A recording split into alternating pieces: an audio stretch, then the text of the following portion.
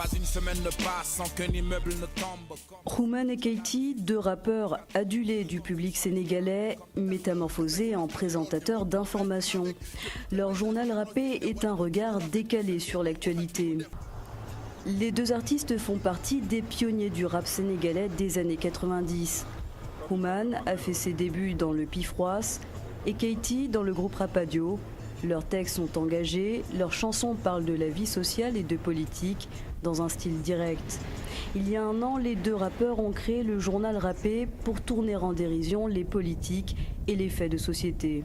On améliore ce qu'on a fait la saison dernière. Et puis voilà, on essaie de... Je pense qu'on va faire beaucoup de trucs extérieurs parce que c'est ce qu'on n'avait pas l'occasion de faire la saison dernière. Et puis également essayer de faire beaucoup participer le Sénégalais de moyens. En allant sur le terrain, les rappeurs s'intéressent à des sujets de la vie courante, le mariage précoce, l'excision, le tabagisme. Les rappeurs sont crédibles parce qu'ils disent la vérité. Mais tous les rappeurs sont des intellectuels, tu vois. C'est très normal pourquoi pas les rappeurs. En 2011 déjà, les rappeurs du mouvement Y en a marre ont réussi à mobiliser les Sénégalais sur les problèmes politiques du pays. Avec le journal rappé, Xuman et Keyti veulent maintenir cet état de veille. Les rappeurs sont hyper connectés, ils s'informent sur Internet et les réseaux sociaux. Leur ligne éditoriale se résume en un seul mot, l'impertinence. C'est de la vraie information, ça vient des journaux, de l'actualité sénégalaise en général, de l'actualité mondiale. En donnant cette information, ils sont forcément courtois, mais avec un petit brin d'humour, pour juste faire un petit clin d'œil. L'humour, qui n'aime pas rire?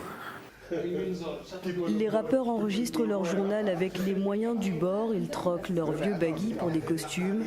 Un peu comme au théâtre, Keyti mime son texte devant la caméra. Et les rappeurs justement cherchent à sortir de cette ghettoisation-là. Parce qu'aujourd'hui, et ça fait plus de 25 ans que le rap existe, ça n'a plus rien d'original. Maintenant, le rap s'est fondu dans la société et a en quelque sorte adopté les valeurs de ces sociétés-là.